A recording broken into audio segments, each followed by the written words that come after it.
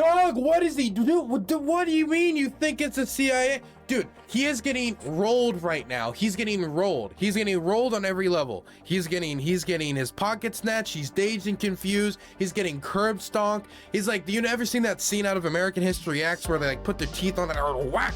Like, that is what is happening right now between Mehdi Hasan and this man. Mehdi Hasan had Matt Taibbi on his show recently. And for those of you who do not know who Matt Taibbi is a journalist who was involved in the release of the Twitter files with Elon Musk. Since this appearance on the Mehdi Hasan show, Matt Taibbi has almost been like exiled from Twitter, a self-imposed exile. This performance started a long line of small tragedies for Matt Taibbi. He gets rolled in this interview, and when I say he gets rolled, I mean he is completely unprepared for what Mehdi Hasan puts to him. It feels like every other question that is brought to him in this interview, he doesn't have a response for. The entirety of this interview, if I was to describe it to somebody to convince them to watch it, it would be a single brain cell runs around an office space as everything is on fire, documents flying around the room, the command center has all the different lights just going beep, beep, beep, beep, beep, everybody's screaming, people's hiding under desks, one person's got out like the prayer beads going like hushikaba, doing everything they can to try to, you know, bring some peace and tranquility. And that one single brain cell that's running around pressing buttons is the only one contributing to Matt Taibbi's responses during this interview.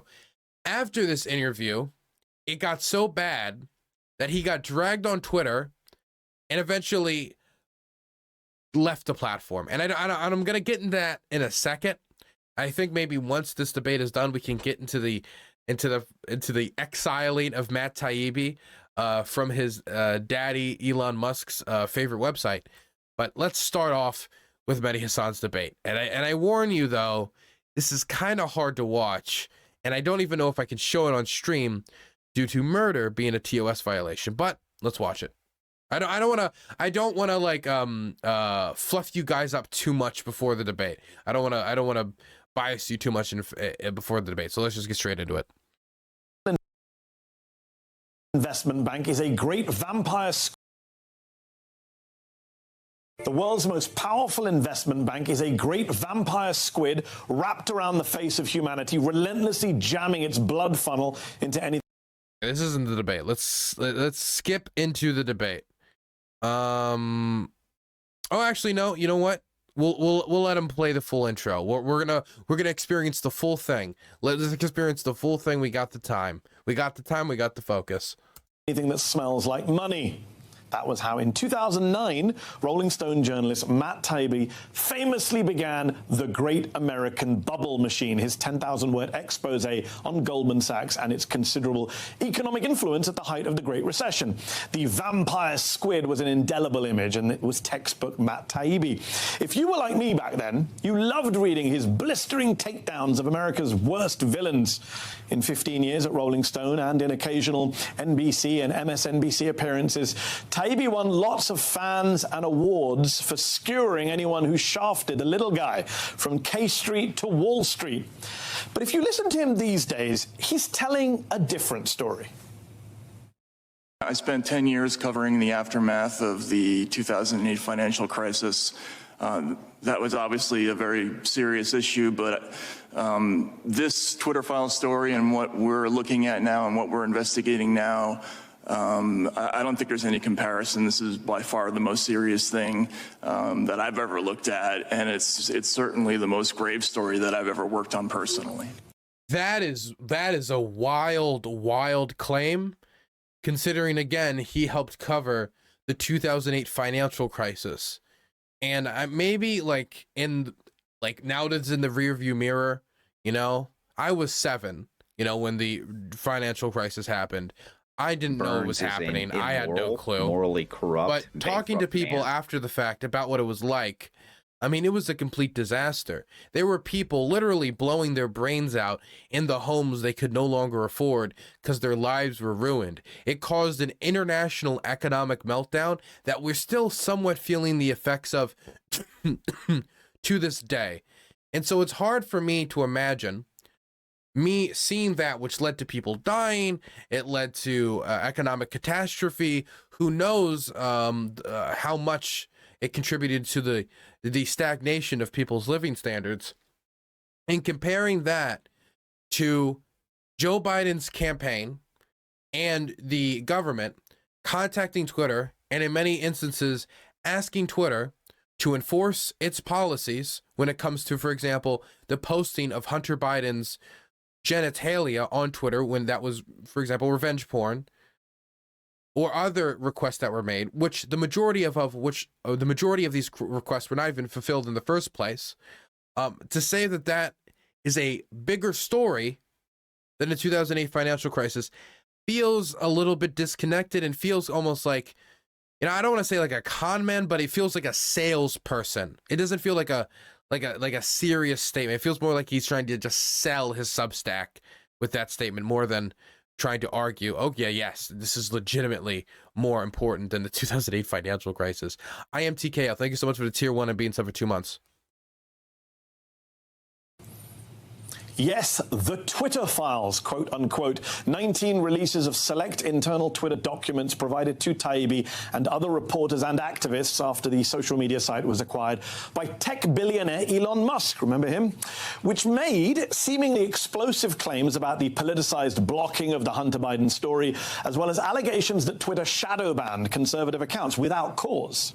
According to Musk and Taibbi and his reporting colleagues and the Republican House majority, those files show Twitter colluding behind the scenes with feds, NGOs, and yes, Democrats to silence critics. A new woke McCarthyism through digital censorship. I will say, while I don't necessarily agree with a lot of Matt Taibbi's conclusions, in fact, I think the general premise he's trying to get across almost just feels like he's kind of like fluffing Twitter's like Elon Musk's image, and fluffing the narrative that Elon Musk wanted to get out through the access that Elon gave him.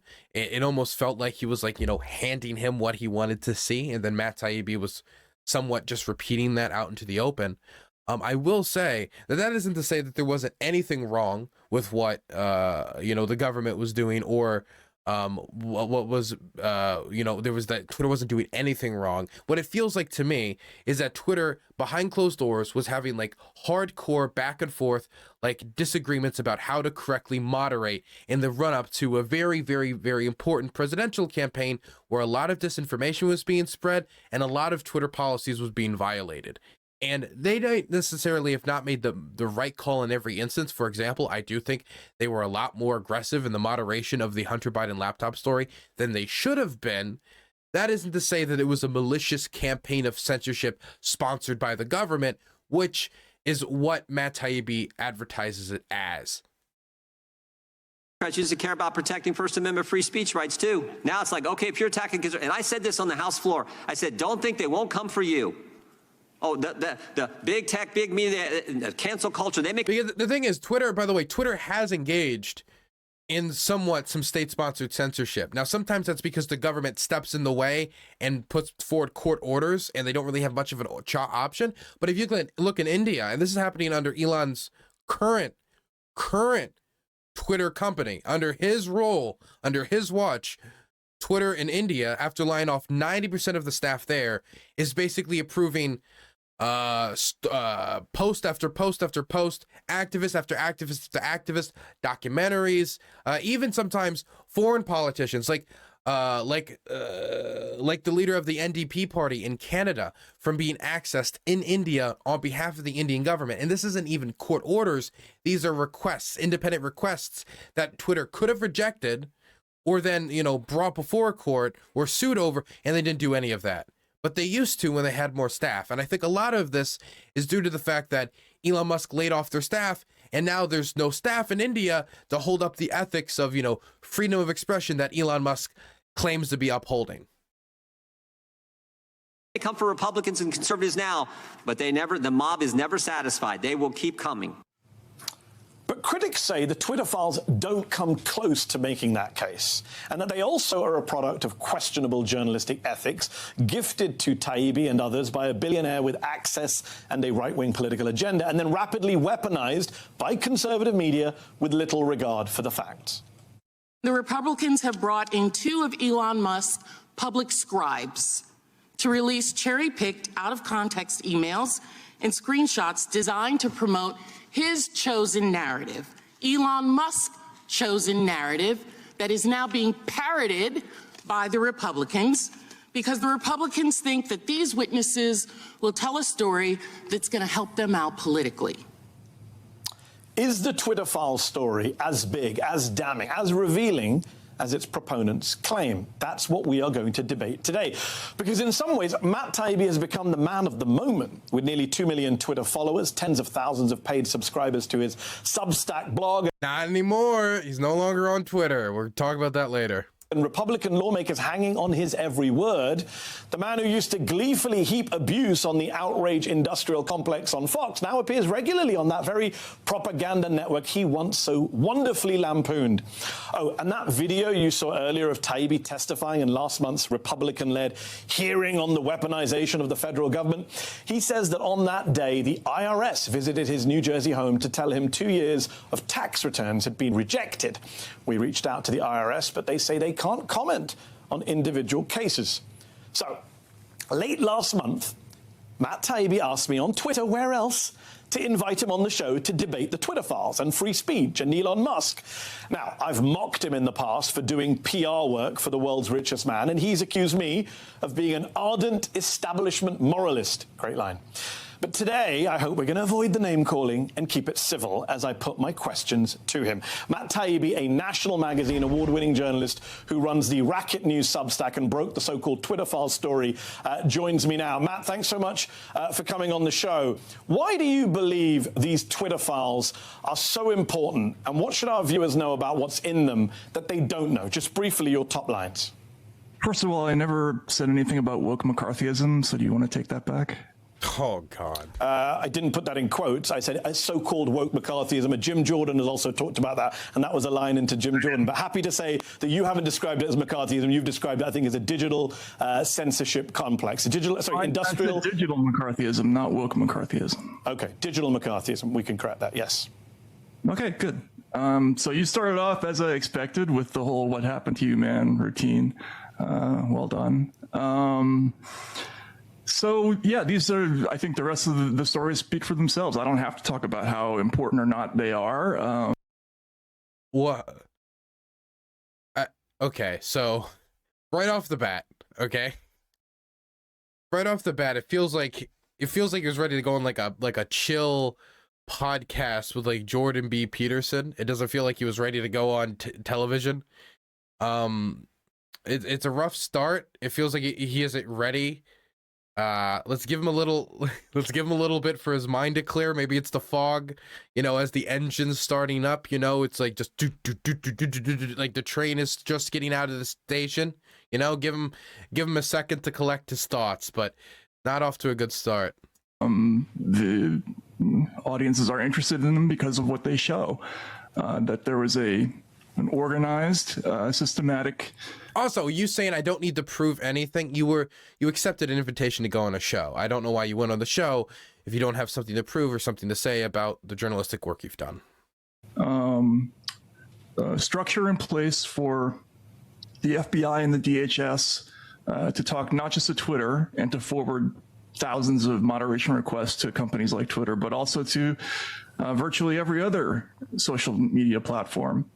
This is essentially an organized system of quasi-state censorship, and it's alarming. It's a lot more than what we thought was going to be there. And again, people are just looking at what we found. We don't have to make claims about it. They're upset about it because of what they're reading. Well, not everyone's upset, and you do make claims, so let's talk about that today. And Matt, we're going to disagree a lot today. You've already started with disagreement, so let's start with some agreement. Should the FBI be wasting so much time and taxpayers' money flagging so many tweets to Twitter? In my view, no. I agree with that. Does the FBI have far too cozy a relationship with social media companies? Yes. I can agree with that. I agree. But do your files provide evidence of government censorship? I don't think so. Let's just take the very first example you cited in the very first thread, which went mad viral. You wrote, by 2020, requests from connected actors to delete tweets were routine. One executive would write to another, more to review from the Biden team. The reply would come back, handled. Now, that sounds bad, but aside from the fact that the Biden team was not the government at the time, it turns out that at least... Oh, God, man. That's the thing. Everybody, okay, you cannot use a campaign asking or messaging a social media company, asking for them to remove posts as evidence of government censorship because they're not in the government. Unless your argument is, well, they could one day be in the government, therefore it is government censorship, which is such a reach that it's no longer serious. At least 3, maybe 4 of those 5 tweet URLs that you linked to, that they link back to non-consensual nude images of Hunter Biden. Why was it... There it is, man. That's the thing. In all of the statements that Matt Taibbi was putting out about all these posts getting removed, it always felt like he never really took a moment to sit down and be like, well, should any of it actually have been removed? Did any of this violate like Twitter terms of service? Because I don't really know why I would have a problem with the campaign of Joe Biden, like Joe Biden's campaign, messaging Twitter.com and asking for them to remove revenge porn of the man's son, of Joe Biden's son. If that was out about my child or somebody that I raised and loved and cared about, I'd probably want that to be taken down too, especially if it's being spread all over online, which is extremely inappropriate. Wrong, Matt, for the Biden campaign, not the government at the time, to ask Twitter to enforce its own terms of service against people basically posting revenge porn. Do you understand why people question your credibility on this whole project when you omit such crucial context right from the get-go?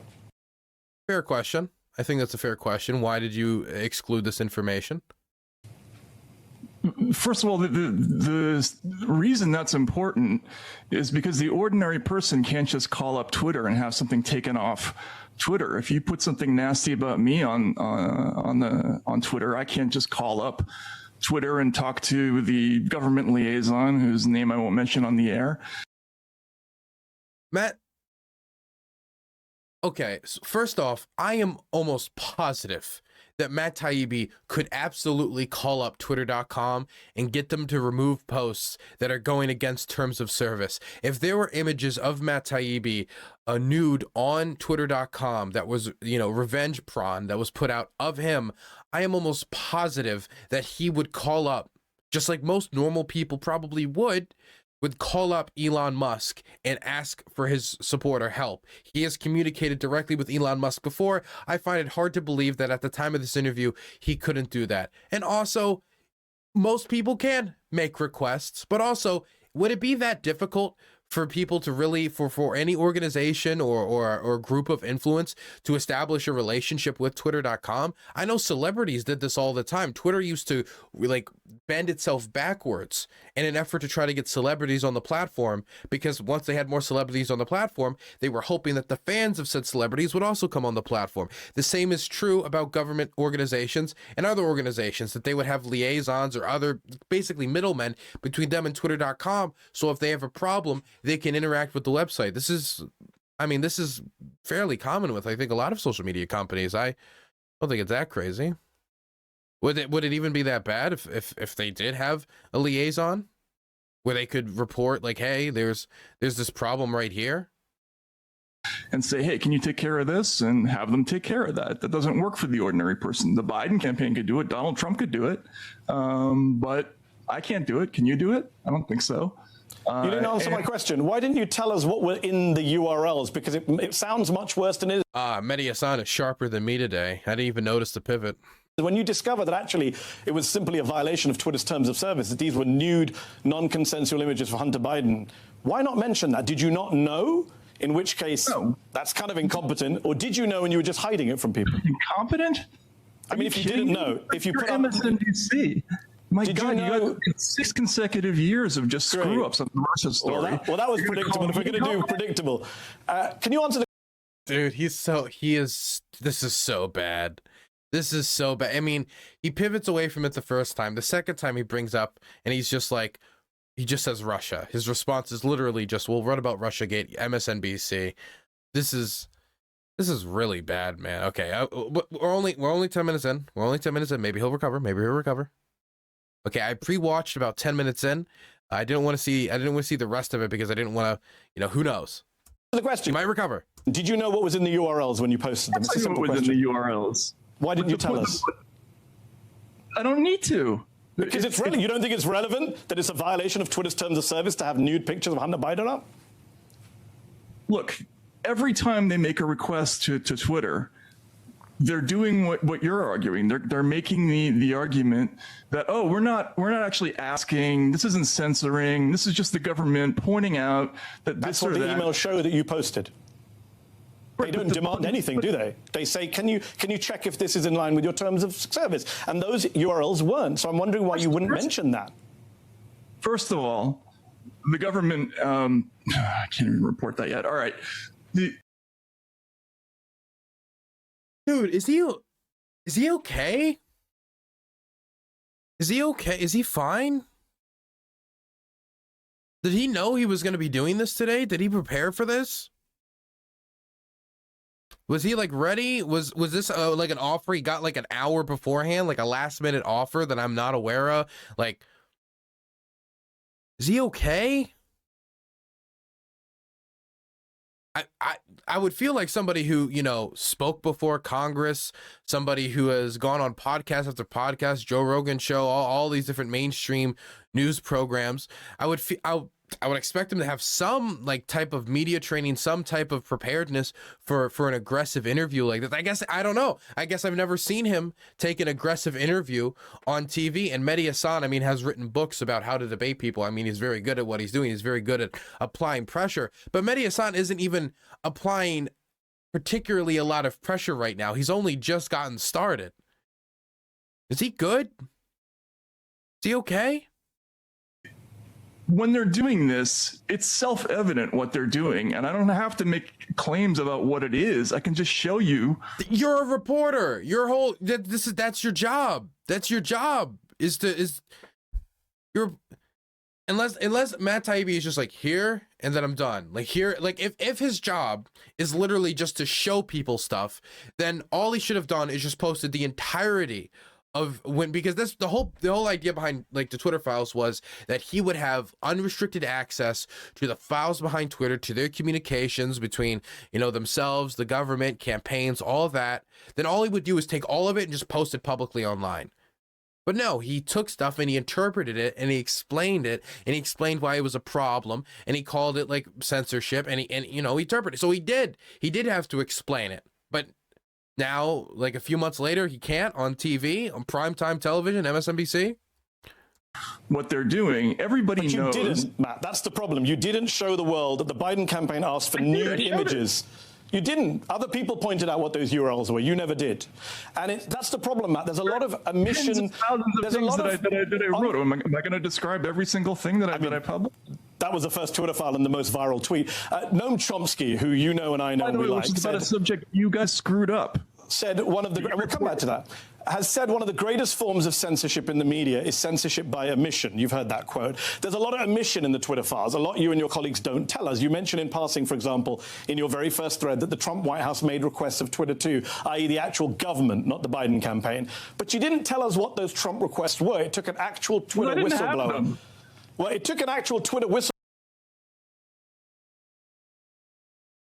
I don't remember him saying that because I watched the first 10 minutes in and maybe I didn't get, this is like 9:52. Maybe I missed this the first time. I remember him saying this. He didn't have them. But wasn't that like the whole premise behind it? Okay, maybe I misled, but wasn't the whole premise behind the Twitter files was like you have everything? Like you have access to, you can like look around anywhere? Wasn't that like the whole idea behind the Twitter files? So, like, wasn't that the whole idea? So did he or did he not have them?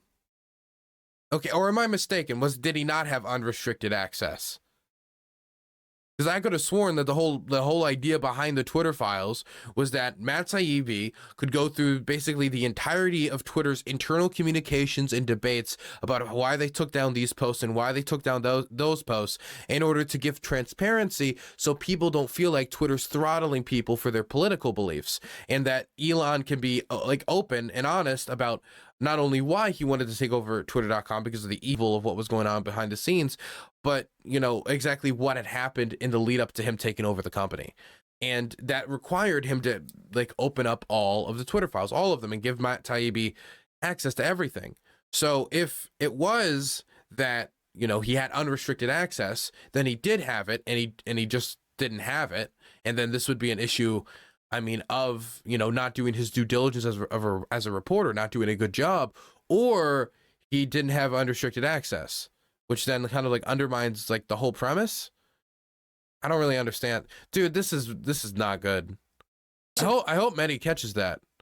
In front of Congress to reveal that Trump once demanded Twitter take down a mean tweet about him from the model Chrissy Teigen. Yet you didn't mention that in any of your Twitter files posts. Because I didn't have that story. I don't have it. Doesn't that tell you something, that you had the Biden story and not the Trump story, that Elon Musk was giving you one side of the story? No, you don't understand. First of all, that first batch of files resulted Good call by Mehdi. in the firing of Twitter's general counsel. We were looking at something on a very short time frame, but we didn't have it.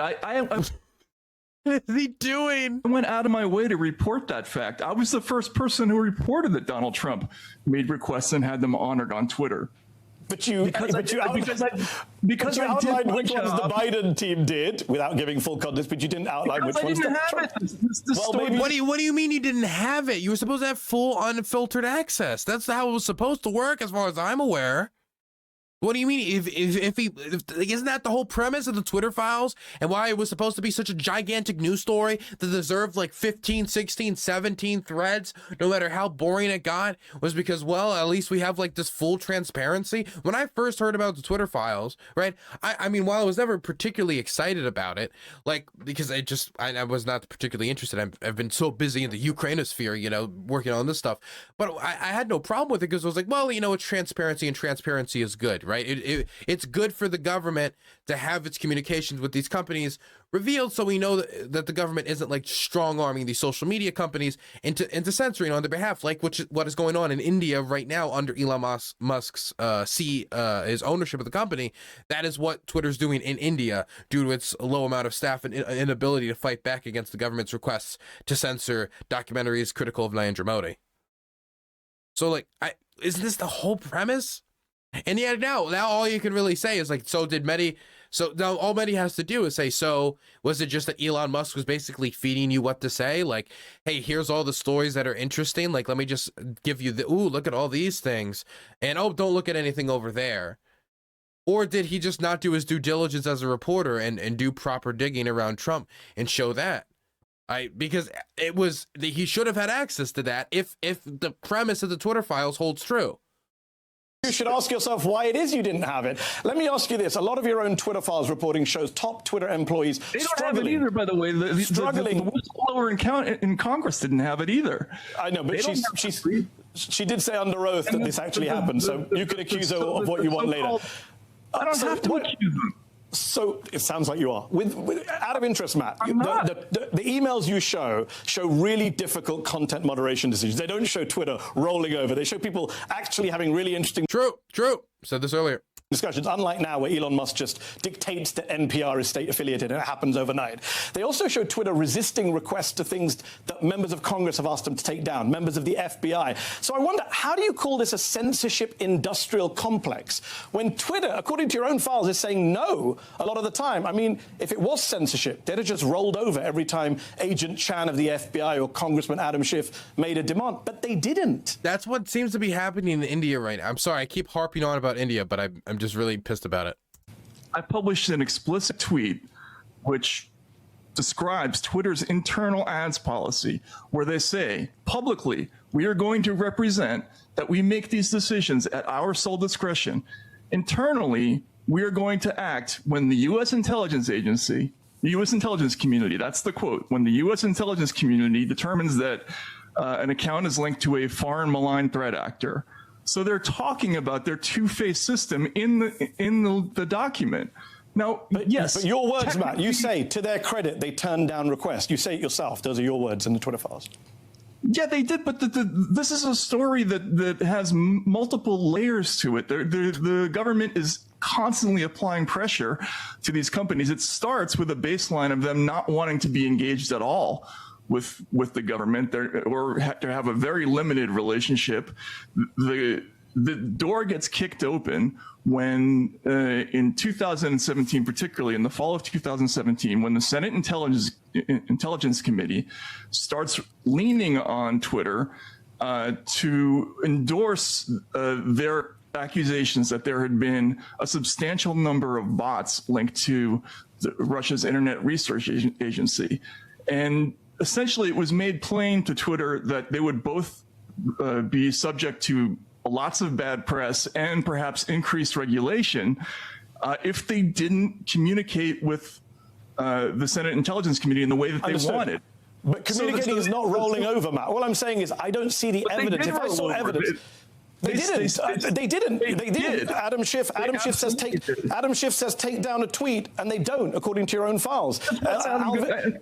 What's Adam Schiff going to do? Is Adam Schiff the CIA? Is the CIA going to come to Twitter and say this? Dude, what is he doing? I think unironic. Like what is this performance? He's just completely dazed and confused. Is he high? Did he? I mean this genuinely. Did he drink before coming on? I remember once I had like a binger, right? And then I was like, and then I got like 2 hours of sleep. And then I was like, oh, I only have an hour until I have stream. Oh, and I have to, like, you know, I got to like wash my face, and I'm like trying to do everything I can to wake myself up.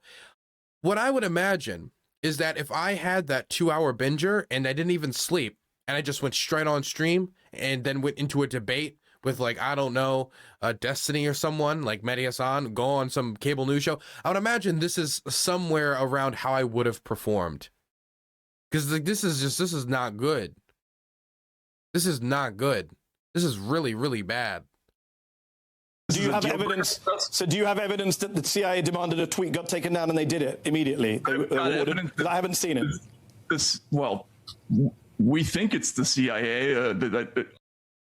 Dog, what is he doing? What do you mean you think it's the CIA? Dude, he is getting rolled right now. He's getting rolled. He's getting rolled on every level. He's getting his pocket snatched. He's dazed and confused. He's getting curb stomped. He's like, you ever seen that scene out of American History X where they like put their teeth on it and whack?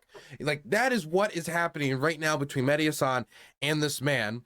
And he is spending all of his time that he has, that is given to him, allocated to him from MSNBC to respond to Mehdi Hasan. And he's just fumbling and stumbling around. He's just fumbling and stumbling. Mehdi Hasan doesn't even need to put on that much pressure, just the slightest amount of pressure, just the slightest amount of follow-up questions. He doesn't need to get loud. He doesn't even need to get that aggressive. He just applies the slightest bit of pressure. And this guy is like doing all the work himself, man.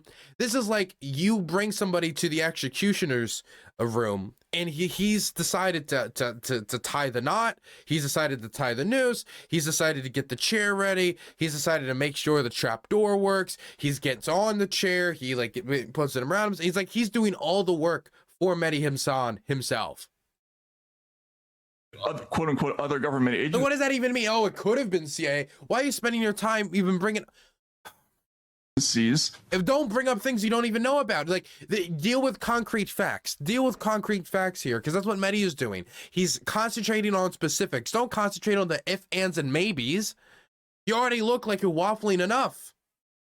We know that the CIA was present. You think it's the CIA. You began the interview saying you don't make claims, it's just evidence. Okay, let's talk about your evidence, Matt. Because see, there it is. Boom. There it is. Scalped them. Middle of MSNBC studio, man. Blood's everywhere. Horrible, horrific war crime just occurred by Mehdi Hasan, a supposed man of peace. He just committed a brutal war crime against Matt Taibbi. Dude, look at this freeze frame, man. You can see the frustration building on his face. You know, the frustration he has on his face, I would imagine is similar to like the frustration like a chimpanzee feels like when it trying to solve like a simple puzzle that like scientists are trying to get them to like solve, right? Like I would imagine it's like if they were trying to get like, okay, they have like a box with like a square hole and a circle hole, and then they give him a square, and then he takes the square and he tries to put it in the circle hole, and he's like, no, it's not working, so he just hits it harder and harder and harder and harder and harder until he's like basically trying to slam it through the circle hole, breaking the box. That's similar to the face I see on him right now. Like this, like it feels like it just does not compute. It just does not compute, man. You know, I'm a huge fan of boxing. I used to be a much bigger fan of boxing. I don't watch it as much as I used to. I used to box in high school, and I remember watching a lot of the later Muhammad Ali fights, like against like Larry Holmes, where he was getting whacked and torn apart. And if you look at that fight and you compare it to his old fights, Muhammad Ali has quick reflexes. He's moving, he's sticking and pivoting, he's got the fists of fury, he's going fast. And you look at one of those last fights, like that fight against Larry Holmes, you can see kind of like his eyes register what he needs to do. You can see that he like maybe even has a response, but it's like his body can't respond. It's impossible for him to like put up a defense, and Larry Holmes beats the ever-loving crap out of Muhammad Ali. He can't float like a butterfly and sting like a bee, right? That's what it feels like right now watching Matt Taibbi. It feels like his words cannot match up with what his mind's trying to like put out there. I don't know what's going on here. As I say, people quote me directly if you're going to do this. Quote me directly. What am I quoting? You just said this. We think it's the CIA. I said I haven't seen a single Twitter file where the CIA tells Yoel Roth to take it down.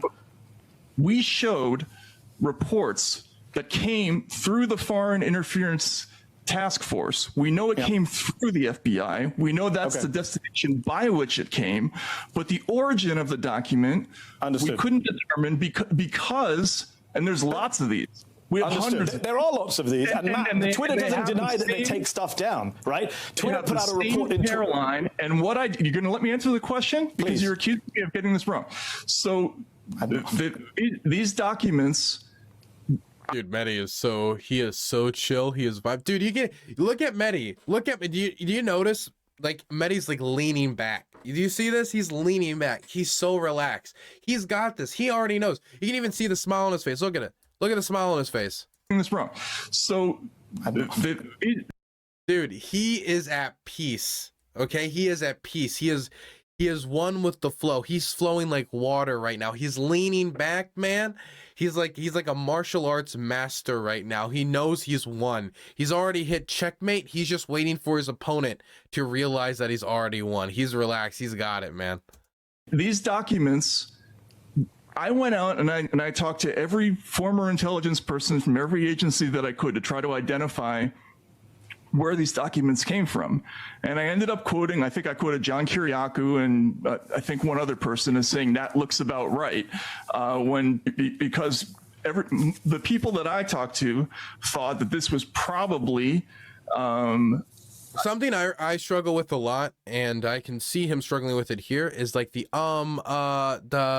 something I did take like a public speaking course in high school, and something that I learned is just take more time with your words, just slow down. And I should really take it I do as I say, not as I do. I should take this advice more for myself. Just take time with your words and chart them out carefully. Even if you don't fit as many words into the sentence as possible, and you're not pumping it out as fast as your brain can go, it's better for it to come out coherently and in an organized fashion that is easy to listen to and understand than whatever the hell we're listening to right now. You know, a CIA document that I thought that it looked like that. It could have been from some other agencies, but I did I put the document up and I said, this is what it looks like. This is what these people thought it was. Is immoral, I reported that other people talked about OGA. That's sole purpose. Thank you so much for the primer. I appreciate it. I don't know what he's even talking about anymore. It feels like he's just rambling to ramble. That maybe his plan now. Maybe this is his plan. And sole purpose. Thanks again for the primer. Really appreciate it. Maybe his plan is that he can't put up like a normal type of defense where he responds to the things that Mehdi says. And so maybe he thinks that if he just fills the airwaves with enough words, that those words could just like fill up time so Mehdi can't get out as many words as he can, trying to reduce damage by just making sure Mehdi can make less points. I don't know, man. And I'm not, Matt, just to be clear, I'm not disputing that. I'm not disputing any of that. I'm saying there's no evidence that the government is ordering Twitter to take a bunch of stuff down and Twitter's agreeing to everything. Twitter, hold on, let me finish. I'll let you finish. Let me finish. Wait, you know what this feels like right now? Okay, one second. You know what this feels like right now? Okay, I'll let this play, but I'll see if I can pull up another tab. Twitter put out a report in 2021, as you know, which must shut down, a transparency report where they said the government asked us to take stuff down, and we took down 40% of what we were asked to take down. They've never denied that they take stuff down. Yeah, I think it's serious. I think if you were right, it would be 100%. The fact that it's not 100%, the majority of stuff they turned down, doesn't tell me there's a censorship complex. I don't understand how it. I think it's serious that they take down 40% of stuff. Maybe, but by the way, let's say that 40% is the censorship complex that he's talking about, where the majority of them are not done, but we say it's a censorship complex. Wouldn't that mean that Twitter is still a censorship complex? Because I'd like to see Matt really respond to this. Wouldn't it mean it's a censorship complex since Twitter is still engaged in this behavior, but it's just engaged in this behavior in other countries? That's not, nothing you showed suggests, in fact, the agent from the FBI sent emails saying, hey, do you mind taking this, do you mind looking at this and seeing if it's in line with your terms of service? That is not the police state that I think is being painted by Jim Jordan. By the way, you said about factual inaccuracies, Matt. Let's talk factual inaccuracies. Stanford, you talk a lot about the Election Integrity Project in the Twitter files, which Stanford and the University of Washington founded to monitor attacks on our elections. And you say some stuff about them that a lot of your critics say is not true, and that affects your credibility. You said the EIP was founded in response to the government dropping its proposal for a disinformation governance. Well, there you are. We're quoting you on screen. It wasn't. It was formed 2 years earlier. You suggest it was government funded, even though during the 2020 election that you're covering, it wasn't. Does he have people who like reviewed his tweets before it put him out? You know, like a proofreader or something. Like I remember. You know, I try to like throw my articles and my, you know, video essays before others before I release them to get their thoughts on them and see if I have any spelling errors and stuff like that. Did he not do that? Like I just, God, man, I don't know how there's this much dirt to throw at him. You say they labeled 22 million tweets as misinformation in the run-up to the 2020 vote. They didn't. They flagged 3,000 election misinformation tweets for labeling, so you were only 21,997,000 off. And you also claim the EIP was, let me finish the question, you can come back in. You also claim the EIP was partnered with the government Cybersecurity and Infrastructure Agency, CISA, to censor Twitter, but you mix up CISA, CISA, a Homeland Security Agency, with the Center for Internet Security, the CIS, which is a non-profit. In fact, you added an A to CIS. I think people can see it there in brackets to make that false claim. It's just error after error, Matt, on just this one topic. But the other ones aren't. Dog, it's so over. It's so over. Dude, it's done, man. Dude, at this point, if I was like, I don't know if this guy's married or if this guy's a partner or what's going on, if he has kids, but if I was in his home, I would be like going to like the circuit breaker and start just turning out all the lights. Be like, oh, sorry, power outage. I don't know, man. It just you know, things happen. Hakuna Matata, you know how it is. Just doing something to get him out of there. No, 22 million number came from their own report? Yeah, where did it came from a report in March. Do you know what the 22 million number is, Matt? Can you tell me? Because we checked. 22 million is the number of tweets about election misinformation that they just mapped. How many tweets were they? The ones they actually flagged to Twitter before the election, 22 million came after the election. It wasn't in the run-up. They flagged 3,000. So you were off by 21,997,000. It's another error. They said a lot of things. I stand by my story. Respond. It's just he just might as well just be saying no you at this point. No you. So Matt Taibbi, you know, you didn't include this information about, you know, CISA. It seems like you got that. No you. Nuh-uh. I know what you are, but what am I? Peter Piper picked a pack of pickled peppers. Like, might as well just be saying anything. Just might as well just be reading War and Peace into the microphone until the interview's over. Stand by what, Stu? You stand by 22 million were flagged in the run-up to the election, even though that number came in March 2021, which was after the election. Oh. No, this came in their report after the election. Which was about some total of tweets that they counted on the election. What they flagged to Twitter was 2,980 tweets, I believe. So that's nowhere near 22 million. Come on. Come on, what? You got something wrong. You got CISO wrong. Why did you add A? Okay, Matt, why did you add A in square brackets? Do you understand why people worry about... I actually thought that. And why didn't you fix it? I just checked the tweet before I came on air. It's been 3 weeks since it was flagged to you. Why not fix it? Do you not have editors at the racket? I didn't realize that until now. Okay, and what about the date? You got the date wrong when it was found. You said it was founded in response to the Disinformation Board. That was last year. Well, because Stamos is saying in the video that we were sort of created to fill the gaps. No, that's not what you say in the tweet. That's not what you say in the tweet. SIO was created in 2018. No. You say, this is what you say, that the EIP was created after the public uproar paused the Disinformation Board. That's wrong. You need to correct that as well, don't you? After the... That's what your words. You say, to quote you, after public uproar paused the Orwellian Disinformation Governance Board, Stanford created the EIP. That's wrong. Well, that's what they say. You don't need sources, Matt. You could check the EIP website. It says it was created in 2020. Well, that's the date that I just said. And no, I honestly, I feel bad for him now. I'm not even getting, dude, I'm not even getting like this type of, at first this was funny. Now this is just sad. I feel like I'm watching somebody beat up a puppy now. A very, very unintelligent puppy. The Disinformation Board was 2022. Okay. All right, well then that is an error. Dog, oh my God. Oh my God, man. Did somebody check the local lost and found bin for this man's spine? Okay, so let's talk about Elon Musk. We talk about Twitter files.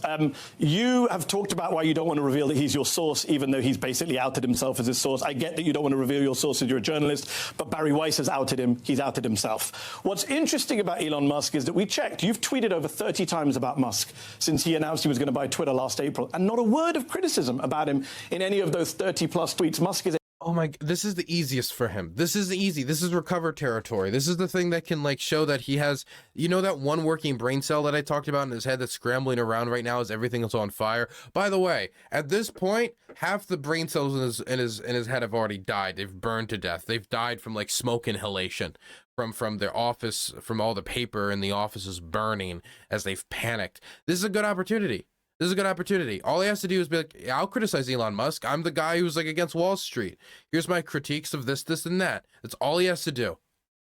A billionaire who's been found to have violated labor laws multiple times, including in the past few days. He's attacked labor unions, reportedly fired employees on a whim, slammed the idea of a wealth tax, told his millions of followers to vote Republican last year, and in response to a right-wing coup against Bolivian leftist president Evo Morales, he tweeted, "We'll coup whoever we want." Oh yeah, I remember that. And yet you've been silent on all of that. How did you go, Matt, from being the scourge of Wall Street, the man who called Goldman Sachs the vampire squid, to being unwilling to say anything critical at all about this right-wing reactionary anti-union billionaire? Hello? Am I still on? Yes. Dude, if I didn't know any better, I would think Matt Taibbi is this is like a social experiment. This is a prank. This is a prank. It's this is a prank. He tried to unplug his computer and his computer's still on. His computer's making him suffer through it. He thought he had a way out. You're still on. I'm just wondering how come you've never criticized Musk despite all that? Look, so what is he doing?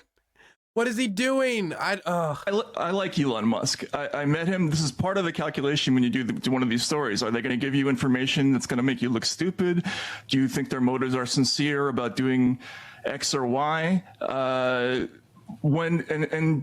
I didn't. I thought. I mean, I did. I thought his motives were sincere about the Twitter files, and admired them. I think he did a tremendous public service. Dude, what is he? I couldn't have designed something better for Mehdi Hasan. I couldn't have designed something that made Mehdi Hasan's point look more clear. Mehdi Hasan's central premise seems to be that he just basically took whatever I was about to say, Hasan, whatever Elon Musk said, just repeated it verbatim, just regurgitated that information, and basically became a propagandist for one of the world's richest men. And when asked to criticize Elon Musk, his response is, I like Elon Musk. And you know, when you're a journalist, you need to, you know, ask questions.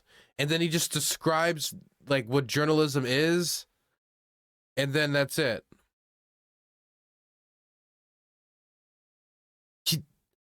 He couldn't be making Mehdi Hasan's points better for him. He couldn't look more clearly like an Elon Musk propagandist than he does right now. In opening the files up, but that This is like the Glass Joe of political debates, man. This is actually sad to watch. doesn't mean I have to agree with him about everything.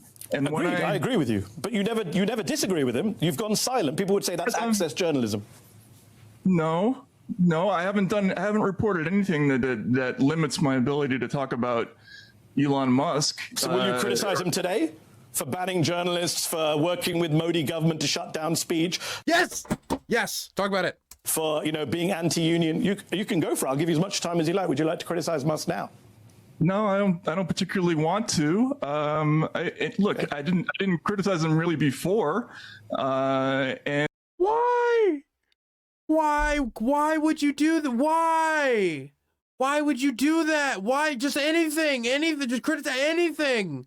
Criticize him for anything, literally anything, man. Dude, you could be like, look, I think that one time he was, you know, look, Elon Musk once went to, I think it was Thailand where this was going on, where a bunch of children were trapped in a cave. A soccer team was trapped in an underwater cave, tried to design like a submarine to save them.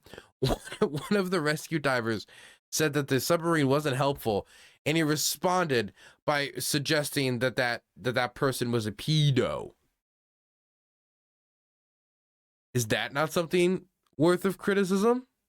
Anything, just anything. Throw anything at the wall. Anything will stick. And I think that what the Twitter files are is a step in the right direction. But it's the same Twitter that he's running right now. I disagree with him. If you want to ask, I think this Understood, Matt. Well, I'll ask you a specific one. I'll ask you a specific. No. It's not bad faith, Matt. Sorry. You say that Twitter... Hold on. Let me finish my question. You're saying that he's good for Twitter and good for speech. I'm saying he's using Twitter to help one of the most right-wing governments in the world censor speech. Yes. I will criticize that. Will you? Yeah, easy. It should be like, well, of course, yes. Just say yes. I have to look at the story first. I'm not looking at it now. Hold on. I posted the story 2 weeks ago. You tweeted at me. I don't watch the Mehdi Hasan show. You do, actually you do, because you tweeted at me saying, invite me on the show and I'll tell you my views. Here you are. What is your view? There it is. There it is. Look.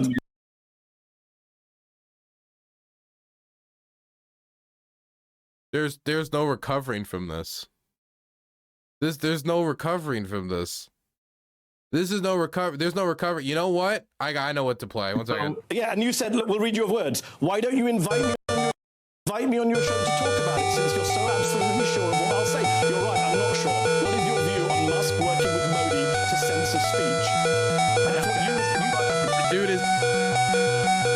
Dude is on critical life support. He's on life support. His HP is like 1. He's barely alive, man. He's like, somebody needs to get him some potions or something. Like somebody's gotta clear. Somebody's gotta do something to help this guy, man.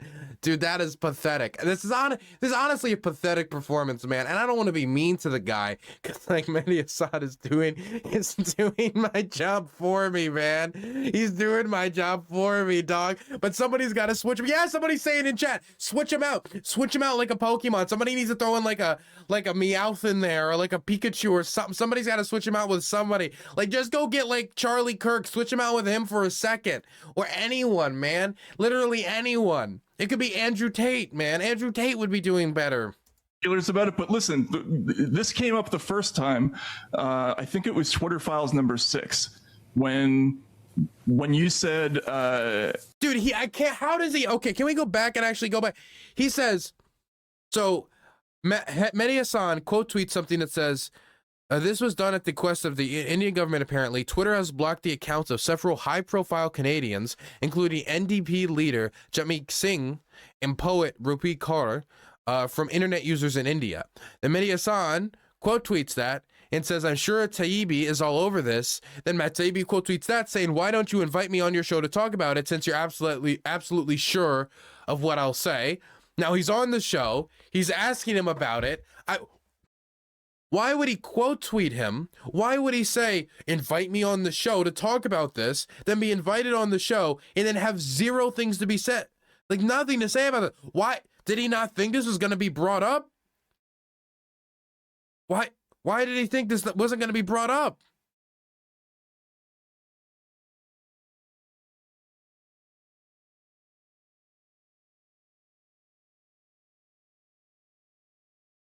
I mean, if I called out, like, I don't know, Tucker Carlson on Twitter, and I was about to be invited on Tucker Carlson's show. Blue Rider of Neptune gifted 5 Tier 1 subscriptions. Just handed Matt Taibbi a gun and Matt Taibbi put the gun in his mouth and the pull the triggered. He did. That's the only way you could describe it. This might... Oh, man, this is like a snuff film more than it is an actual debate, if I'm being completely honest. Blue Rider of Neptune, thank you for gifting 5 Tier 1 subs to Left Frog, Leon Osable, Dr. Mad, NY Yorker, and DRAGS. Thank you so much for submitting some money to the Matt charity, to the to the Matt Taibbi wellness check charity fund. I really appreciate it. About the particulars about it, but listen, this came up the first time. I think it was Twitter. Like if I was gonna go on Tucker Carlson's show, right, I would double check every, like if Tucker Carlson had tweeted about me, critiquing me beforehand, right, for not having anything to say about something, at the very least I would research that thing minimally before going on the show. That's like the most base level. You asked to go on the show on that tweet. What did you think was going to happen if you went on the show? He's so clueless. He's so clueless. How did this guy even get access to Elon Musk? How did he survive so long? How does he put on his pants in the morning? Files number 6. When you said after this was a big one that we had done about the relationship between Twitter, the FBI, and the DHS. And as that story came out, you were giving me a hard time about tweeting through it, I think was the quote. Essentially, You said, you don't, so essentially, you're arguing that this information was not in the public interest, that I somehow shouldn't have done this story that I'd worked hard on because Elon Musk tweeted something? You don't think that story no, I said was he banned journalists. I think if, no, hold on, Matt. If you're doing he worked hard on it, guys. A story about free speech on Twitter and the head of Twitter bans journalists. Yeah, I think most people, by the way, Barry Weiss, your partner in crime on that, your colleague, your reporter, sorry for that euphemism, your reporting colleague, she actually did call him out. So it's weird that Barry Weiss had more integrity on that. Some might argue, your critics might say, than you did. Look, we're running out of time. You don't want to talk about India, that's fine. You can go away and research it, but you volunteered to come on the show to talk about it. I got to ask you about the clip on Joe Rogan. You've seen the clip. It was mentioned at Congress. I do want to get your response to it. Can we play the clip of you telling Joe Rogan about how you should deal with sources who give you information? Let's play that clip. With any kind of journalist, like once you start getting handed things, then you Dude, this is humiliation fetish. That's the only explanation for what's going on now. This is the only explanation for what's going on now, man. This is a humiliation fetish. It's over, man.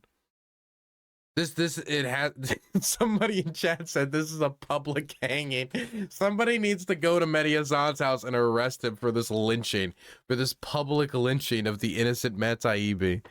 You've lost. You know what I mean? They have you at that point, and you got to get out of that habit. I wouldn't wish this upon my worst enemy, man. It's like, or you can't cross that line. So per your own words, Matt, you crossed that line and Musk has you. Those are your words. The hilarity of this coming from MSNBC, which did nothing but vomit up fake Russiagate stories. Russia! Russia, Russia, Russia, Russia. Just whataboutism. That's just all it is. Just whataboutism. What about this? What about that? Pivot, pivot, pivot, pivot, pivot. Oh my gosh, man. Stories that came straight from the FBI for 6 consecutive years. You know, at least he has a backup plan of like a career in ballerina, man, with all that pivoting. That you guys still haven't apologized for. Great. I wasn't there in that period, so I've got nothing to apologize. I'm asking you your words. Did you cross a line? It's a very simple question. You can what about and deflect. It's a simple question. We played a clip for you. I'm giving you a chance to answer. Did you cross the line? Your words. No, I did not. The stories are self-contained stories that hold up in themselves. And what does that even mean? Blue Rider of Neptune gave Anime Titty Fan a Tier 1 subscription. Oops, I missed a white name. There you go, comrade. See, that's a good name to give a Tier 1 sub to. That's a real patriot in our chat. That's a man who would fight and die for our great country. Thank you for gifting a Tier 1 sub to Anime Titty Fan. Appreciate it. What I was talking about in the Joe Rogan story, I was quoting a passage from Seymour Hersh's book, Reporter, when he was talking about when he was given a story by the CIA about an Israeli spy that they had caught. And he was saying something to the effect of, I, who had always gotten the material, was being handed the material.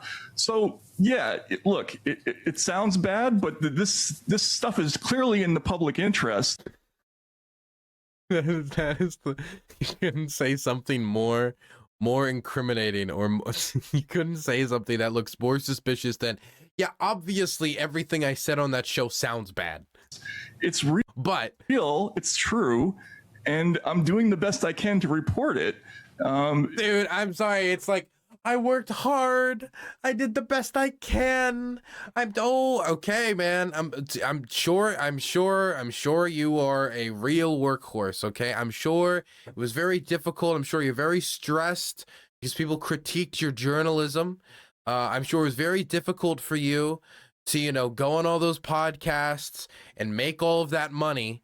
But you're on the prime time, man. You wanted to swing with the champions, okay? You wanted to be in the ring with the big dogs. Now you're with the big dogs. Now you're on prime time, and now it seems you've bitten off a little too much.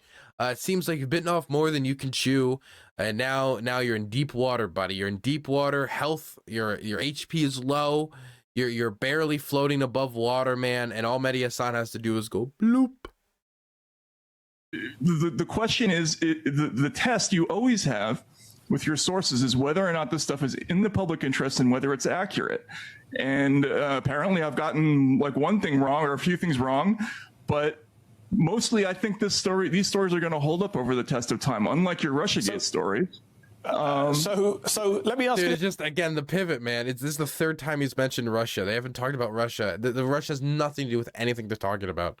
This, Matt, and he complains more about Russia than I do. I'm going to say this is a bad faith question, but let me just be clear. I'm not questioning your work ethic. You keep saying you seem to be offended. I'm sure you work very hard. I was a big fan of yours for many years. I've always admired your writing, and which is why I have to ask this last question, which you're going to say in bad faith, but I promise it is. It's genuinely as a former fan.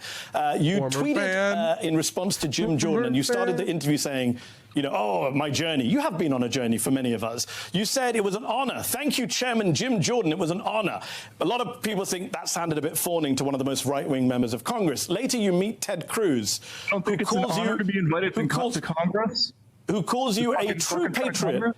He calls you a true patriot, and you're all looking very intense in that picture. I wonder, when you met Ted Cruz, did you tell Ted Cruz how you wrote in 2015 that he has, quote, big doses of Tea Party energy, and in 2018 that he's like an incurable skin condition? Do you understand why, Matt, those people who have read your stuff find it amazing now, the people you are?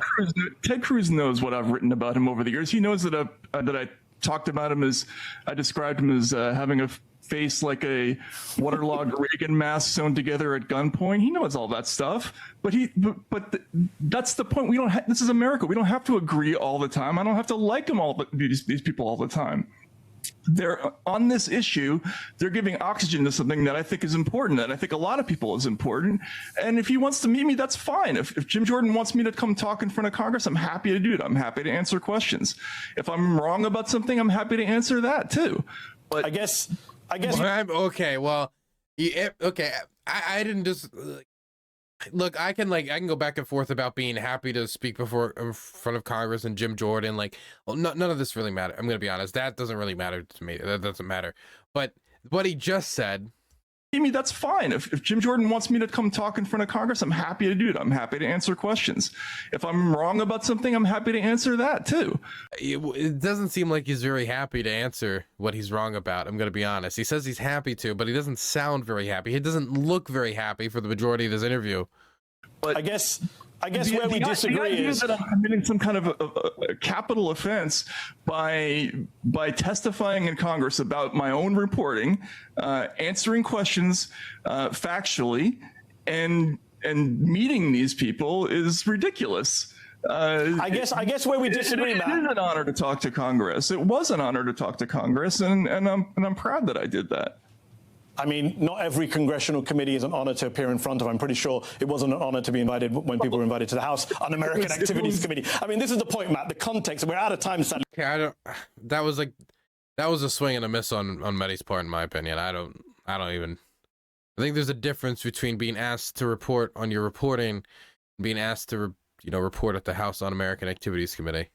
But the context is that the Republicans, are banning books and threatening the press. Ron DeSantis is threatening to get rid of anonymous sources. Again, and you're mentioning something that I didn't write about. How many things I didn't say you wrote about it. Well, exactly. That's the problem, that you seem to think the Democrats, not the Republicans, are a big threat to speech, and I just don't see it. I wish we had more time to get into that, but we spent a lot of time. Are you crazy?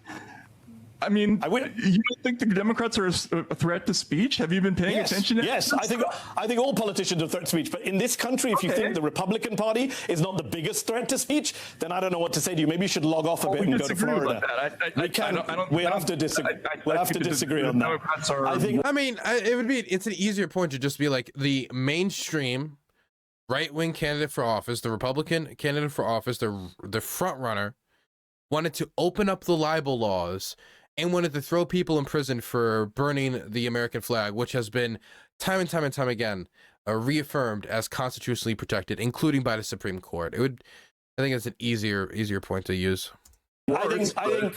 I think the black voter who was arrested in Florida, or the woman arrested for taking an abortion pill, might not say that Cat Turd 2 being de-amplified was the biggest story of the year. But we will have to leave it there, Matt. Thank you for appearing on the show. What about your Hunter Biden story? Appreciate your time. I don't think I've ever written about the Hunter Biden story, so maybe you should apologize to me for putting words in my mouth. You said at the beginning I put words. I never said a word about the Hunter Biden story, but we will be right back. Dude, he was determined to hit every single rake. This is what Matt Taibbi did. Matt Taibbi just speedrunned. He just speedrunned, hitting every single rake in a field, time and time again, one after the other, after the other, after the other, after the other. So after this interview, Matt Taibbi was not very happy, obviously. So he went on Twitter. He was ranting about it, as to be expected. But then something happened. He left Twitter. The website he was so fiercely defending under Elon Musk's leadership, the person he will not criticize. Let's read about it. Twitter Files journalist quits unusable, in their words, platform after Elon Musk puts restrictions on Substack. Matt Taibbi, the journalist behind Elon Musk's Twitter Files, said he will be leaving the platform. On Friday, the 53-year-old journalist, morally corrupt, bankrupt man, Tenzin Boss, thank you so much for the Prime Gaming, being sub for a 4-month streak. Oh, look, posting emotes in gutter chat. Appreciate you pulling yourself up by your bootstraps. On Friday, the 53-year-old journalist tweeting he was leaving Twitter after links to Substack were restricted. Of all things, for those of you who don't know, he has like a decently sized Substack page where I assume he makes a lot of money, or posts a lot of his, information, a lot of his journalistic work. So it's not that crazy that I would get angry at this. Of all things, I learned earlier today that Substack links were being blocked on this platform, he wrote. When I asked why, I was told it's a dispute over the new Substack Notes platform. By the way, this isn't that surprising considering that, Elon Musk's Twitter has in the past tried to restrict access to like other social media accounts while you're on Twitter, so you couldn't post links to other social medias, which got a very negative reaction. They ended up reversing it over. Since sharing links to my articles is a primary reason I came to this platform, I was alarmed and asked what was going on, Taibbi said. I was given the option of posting articles on Twitter instead. I'm obviously staying up Substack and will be moving to Substack Notes next week. The Daily Beast reported that Taibbi wrote on Substack chat that the disabling of Substack's links on Twitter will likely make the platform unusable to me. Several Twitter users mocked the journalist for the move and also said the Tesla billionaire had unfollowed the journalist. An account that mostly reposts old memes is no longer following Matt Taibbi. Elon Musk is no longer following Matt Taibbi. So after Matt Taibbi, after he went on national television and got dragged and got dragged and got dragged and got dragged and got dragged and got dragged over and over and over on national television, self-imposed, by the way, most of it, the vast majority of it self-imposed. In large part, the name of the glorious and honorable daddy Elon Musk. He then finds out that the platform he is using, Twitter, to get more people to, can no longer work with Twitter. So he's jumping off the platform he just spent so much time, crusading for with Elon. And then after he leaves, we get a confirmation that Elon Musk has unfollowed Matt Taibbi, which seems to show a rift in the relationship that Matt Taibbi was so unwilling to bend and break during that debate. I mean, not only did Elon Musk send his greatest warrior into the realm with no protection and then basically got a severed head sent back, he then looked at the severed head and said, and then threw it out the window. Very, very sad. Very sad. A few takeaways I want to take from this the entirety of the conversation. So, man, where do I even begin? Where do I even begin? So, first off, it really looked like that Matt Taibbi was friends with Elon Musk, even said that basically, I like Elon Musk, and that Elon Musk basically just gave him what he wanted him to say and wanted him to see after being told he had unrestricted access, quote unquote, and then he just repeated that and put that out into the sphere. That's what it reads as. And it didn't help that when he was given an opportunity to criticize Elon Musk, he specifically avoided it and was like, well, I didn't have access to that other thing on Donald Trump, which kind of undercuts the whole purpose of the Twitter files in and of itself. I think that moment, even though it didn't get nearly as much of attention as the other moments in the debate, when he said that, oh, I didn't have access to that, that feels like it has completely undermined the Twitter files in and of itself as a concept.